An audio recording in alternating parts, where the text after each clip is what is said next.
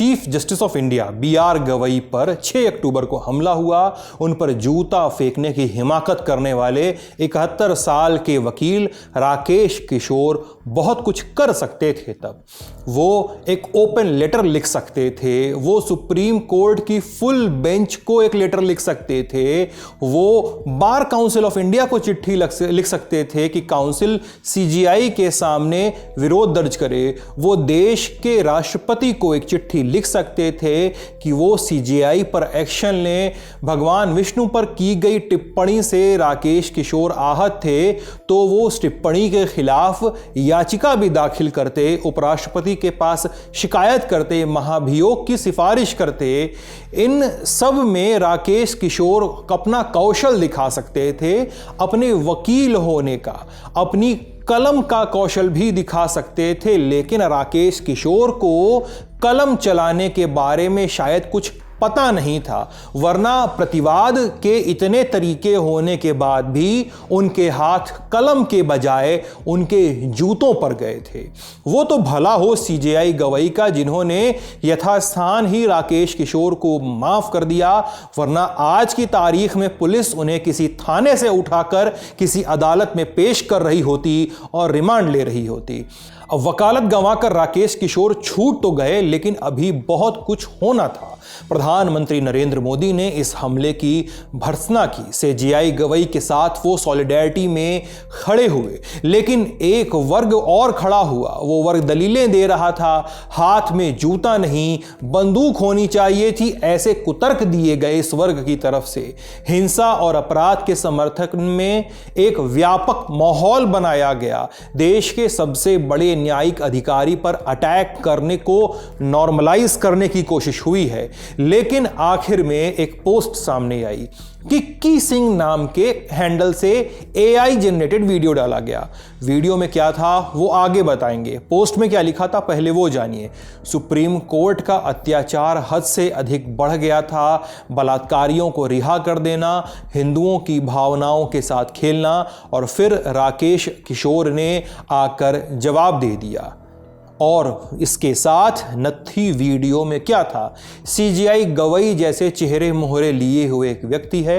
व्यक्ति के शरीर का रंग नीला है, शरीर पर नीले रंग के कपड़े हैं, सूट पहना हुआ है, और व्यक्ति के गले में एक मिट्टी का मटका टंगा हुआ है। वीडियो में एक दूसरा शख्स दाखिल होता है, सूट बूट पहने हुए है, अलग वर्ण का है, और पहले व्यक्ति को वो जूतों से मारने लगता है। नीले रंग की कहानी तो आपको पता ही होगी। साल 1942 में बाबा साहब भीमराव अंबेडकर ने शेड्यूल्ड कास्ट फेडरेशन नाम से अपनी राजनीतिक पार्टी बनाई थी। पार्टी के झंडे का रंग नीला रखा गया। अंबेडकर भी कई मौकों पर नीले रंग के सूट में दिखे थे, लेकिन गले में मटकी, उसका क्या? आपको पता है कि ये दशकों पुरानी एक प्रथा थी। आपको पता है कि एक दशकों पुरानी कुरीति थी। दलितों के गले में मटकी बांधी गई और कमर में झाड़ू बांधा गया। डॉक्टर आम्बेडकर अपने एक शीर्षक विहीन लेख में कहते हैं कि साल 1818 के पहले जब मराठा साम्राज्य में पेशवाई चल रही थी, तब पूना में दलितों को अछूत मानकर कुछ नियम बनाए गए थे। जैसे दलित उस सड़क पर नहीं चलेंगे जिस पर बाकी अन्य समाज चलेगा, उन्हें एक काला धागा बांधना होगा जिससे उनकी शिनाख्त की जा सके। पूना में उनकी कमर के पीछे की ओर झाड़ू बांधना अनिवार्य किया गया था, ताकि जहां जहां उनके पैर पड़े उस जगह पे झाड़ू भी लगती रहे। और गले में मटकी इसलिए बांधी गई ताकि दलितों की थूक, उनकी लार जमीन पे न गिरे। ये सब सो कॉल्ड पवित्रता के बहाने से किया जा रहा था। ये अपमान था, ये चिन्ह बनाना था कि उनकी शिनाख्त की जा सके।